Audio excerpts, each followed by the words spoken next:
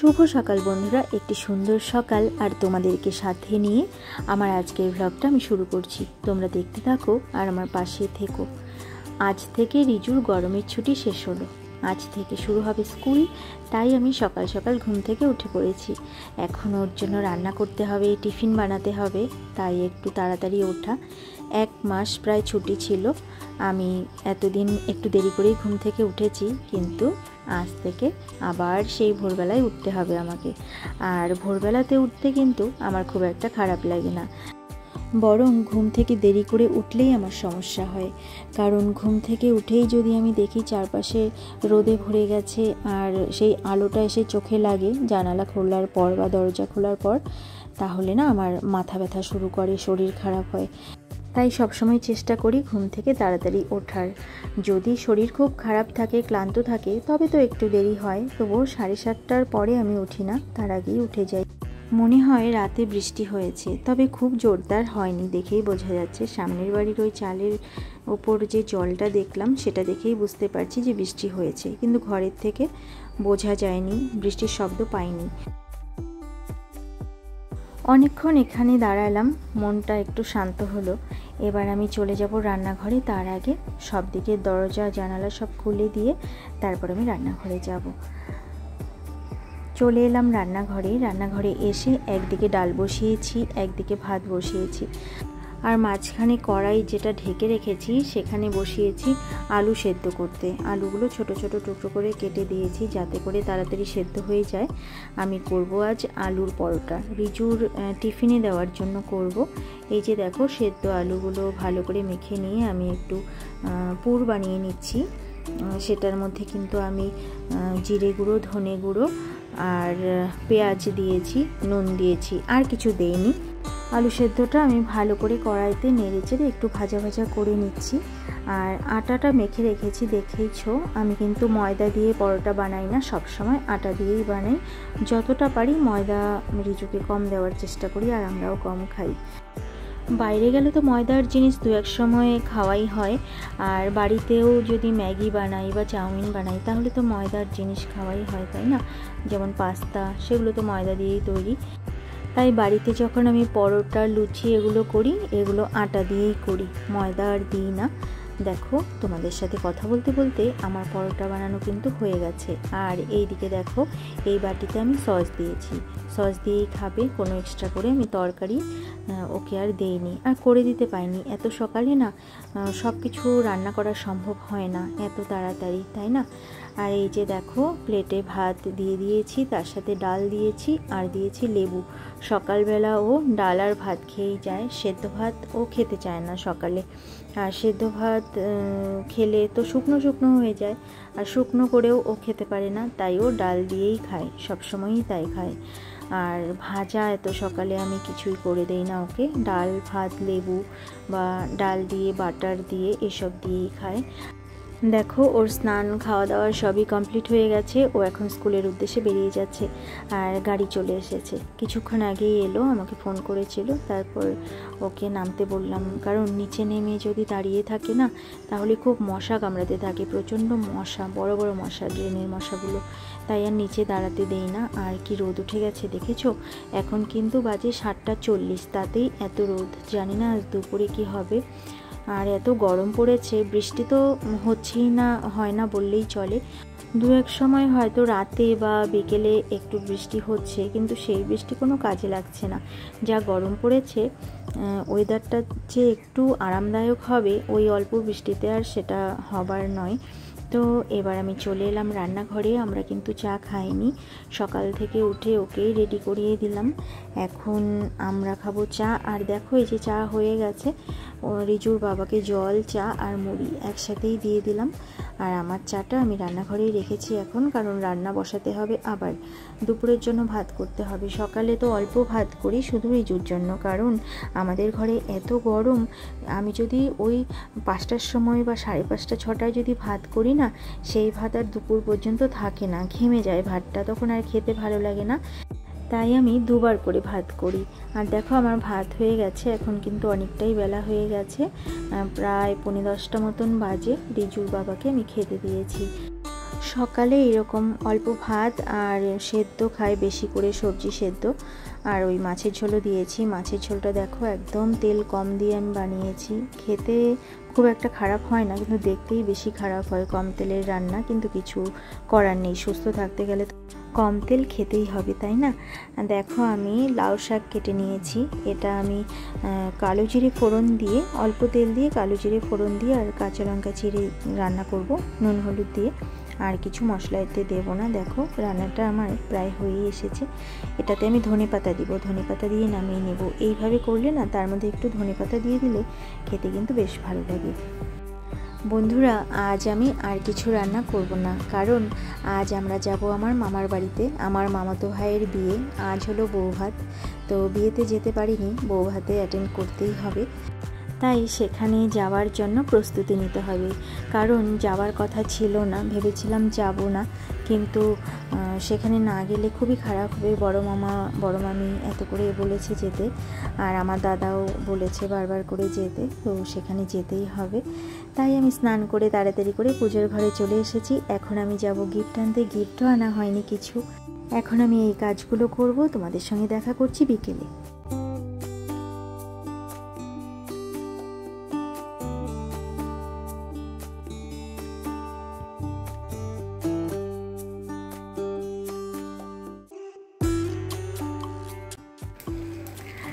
দেখো বন্ধুরা, রেডি হয়ে গেছি, এখন যাচ্ছি আমার ভাইয়ের বিয়েতে। বিয়ে তো হয়ে গেছে কাল, আজকে রিসেপশন, তো আমরা যাচ্ছি সেখানে। আর সেখানে গিয়ে যা যা করবো সবই তোমাদের সঙ্গে শেয়ার করার চেষ্টা করব। আর দুপুরের থেকে তো ব্যস্ত ছিলাম, পার্লারে গেছিলাম, তারপরে গিফট আনতে গেছিলাম, তোমাদের সঙ্গে আর কথা বলা হয়নি, সময়ও হয়নি ভিডিও করার। তো এখন আমরা বাড়ি থেকে বেরোচ্ছি, চলো যাওয়া যাক। আজ এই শাড়িটা পরেছি। শাড়ি পরাটা খুব একটা ভালো হয়নি, এটা আমার গত বছর পুজোতে নিয়েছিলাম, পরা হয়নি, আজই প্রথম পরলাম শাড়িটা। আর জুয়েলারি এখনো পরিনি, ওখানে গিয়ে তারপর করবো। গাড়িতে যাবো তো, করে যাবো না, চলো যাওয়া যাক।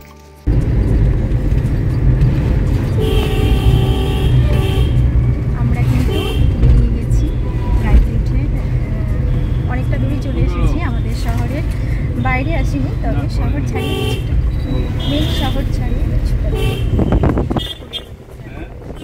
আর কতক্ষণে গিয়ে পৌঁছাবো সেই আনন্দে, মানে মনে হচ্ছে সময় পাচ্ছে না কতক্ষণে গিয়ে পৌঁছাবো। আরও আগে বেরোতে চেয়েছিলাম 4টের সময়, কিন্তু সেটা হলো না, আর রেডি হতে দেরি হয়ে গেছে। আর যাই হোক, অবশ্যই যাওয়া তো হচ্ছে, সবার সাথে দেখা হবে, এটাই বড় কথা, তাই না? চলো বন্ধুরা যাওয়া যাক।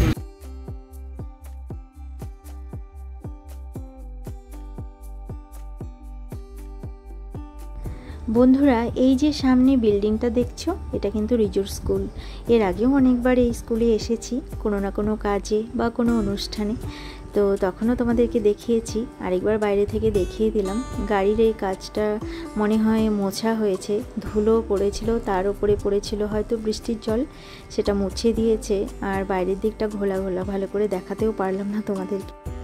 বন্ধুরা, এই আকাশটা দেখেছো কি সুন্দর লাগছে, আর এই রাস্তাটা গিয়ে মনে হয় যেন ওই আকাশের সাথে মিলিয়ে গেছে। সামনের দিকে কিছুটা দূর গেলেই মনে হয় আকাশটাকে ছুঁতে পারবো, এইরকমই লাগছে দেখতে, অপূর্ব লাগছে। আর রাস্তার দুপাশের যে সবুজ গাছপালাগুলো ভীষণই ভালো লাগছে। আমি এই প্রকৃতি দেখি আর মনে মনে ভাবতে থাকি, সৃষ্টিকর্তা কত সুন্দর করেই না সাজিয়েছেন আমাদের এই পৃথিবীকে, আমাদের এই প্রকৃতিকে।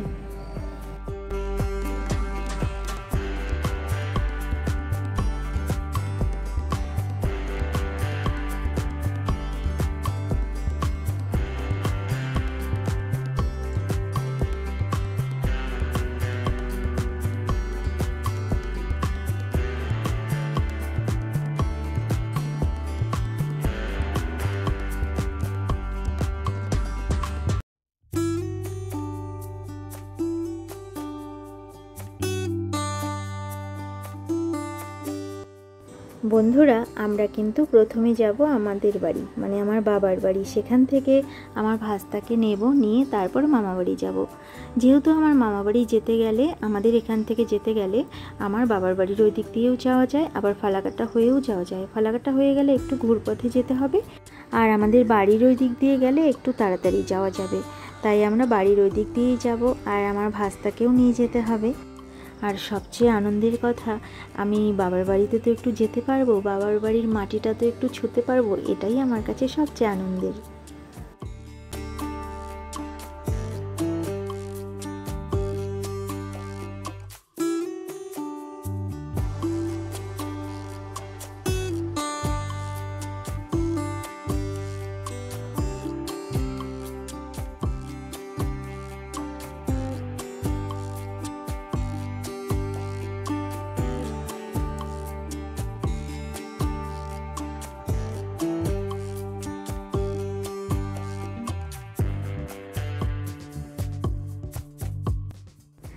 অবশেষে আমরা পৌঁছে গেছি আমাদের বাড়িতে।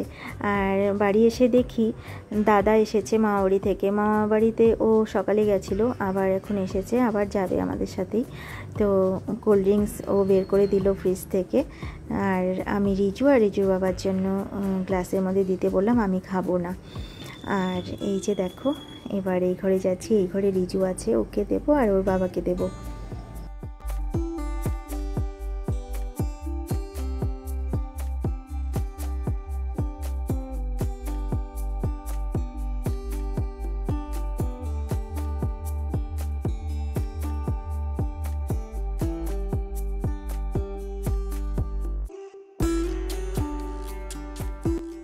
বাড়িতে এদিক দিয়েই আমার মামাবাড়ি যেতে হয়, তো যাওয়ার পথে বাড়িতে যদি না ঢুকি তাহলে কি হয়, বাড়ির সামনে দিয়ে গেলে বাড়িতে না ঢুকলে তো শান্তি নেই।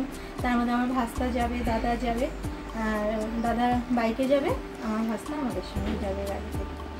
আর হ্যাঁ, ওই বাথরুমে গেছে।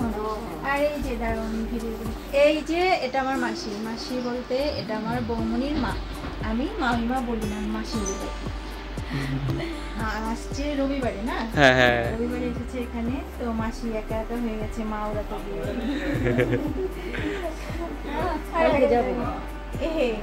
না না না যাইতে হবে, কালকে দিদিবই না। কিছুক্ষণ বাড়িতে থাকার পর আমরা আবার বেরিয়ে গেলাম মামাবাড়ির উদ্দেশ্যে।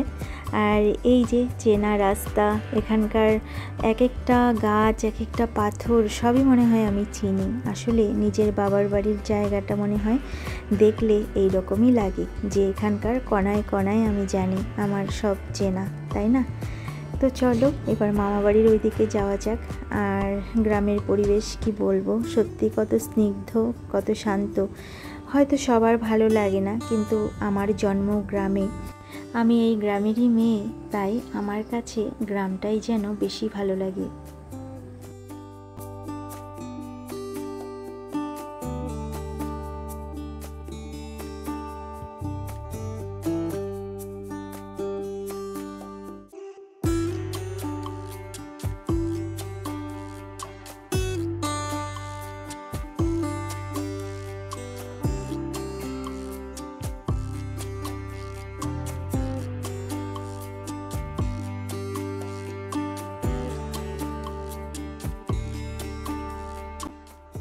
আমরা এখন পৌঁছে গেছি জটেশ্বর বাজারে। আর এই জটেশ্বর বাজারটা আগে যে কত চেনা ছিল আমাদের কাছে, এখানেই আমাদের স্কুল, এখানেই আমাদের টিউশন, আর এখন ভীষণ অচেনা লাগে, একদম পাল্টে গেছে। কত নতুন নতুন দোকানপাট হয়েছে, কত উন্নত হয়েছে জায়গাটা, ধীরে ধীরে আরও উন্নত হবে এটাই আশা করি। আর এই যে এটা হলো আমার ভাস্তার ছোটোবেলার স্কুল, মানে নার্সারি স্কুলে ও এখানে পড়েছে, এই স্কুলে। আর এই যে আমাদের যেদিকে যাচ্ছি আমি তার ঠিক বাঁ পাশে আরেকটা স্কুল, জটেশ্বর উচ্চ বিদ্যালয়, এখানে ও পড়েছে বড় ক্লাসগুলো, ক্লাস 5 থেকে পড়েছে 12 পর্যন্ত। আর এই স্কুলে কিন্তু আমিও পড়েছি, 11-12 আমাদের এই স্কুলে পড়তে হতো আগে, আমাদের সময় যখন আমরা মাধ্যমিক হায়ার সেকেন্ডারি দিয়েছি তখন। যাই হোক, এবার চলে এলাম মামা বাড়ি। আর দেখো এবার বাড়ির ভেতরে ঢুকছি। আর দেখো বাড়ি থেকে কি সুন্দর করে সাজুগুজু করে এলাম, চুলগুলো কি এলোমেলো হয়ে গেছে।